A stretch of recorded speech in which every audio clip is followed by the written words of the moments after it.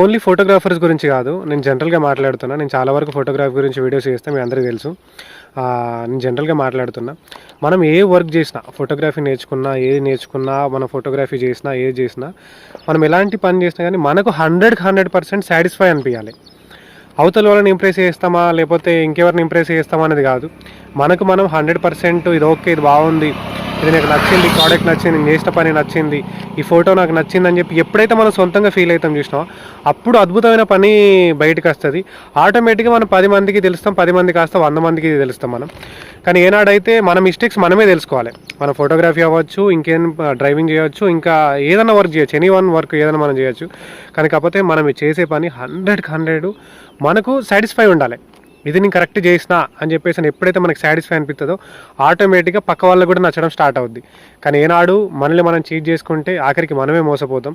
మనం ఏ పని చేసినా 100% ఎఫర్ట్ పెట్టి చేస్తే అది లాస్ట్ 99% అన్న సక్సెస్ అవుద్ది. 100% ఎఫర్ట్ పెడితే 99% అన్న అవుద్ది. సో మన ప్రతి విషయం ఏది చేసినా మనం ఫుల్ ప్లేజబుల్గా 100% ఎఫర్ట్ చేయడానికే ట్రై చేయాలి, 100% చేయడానికే ట్రై చేయాలి. చేసుకోవద్దు. మనల్ని మనం చీట్ చేసుకుంటే ఆఖరికి మనమే మోసపోతాం. సో మనం ఏ పని చేసినా కంప్లీట్గా సంపూర్ణంగా చేయాలి.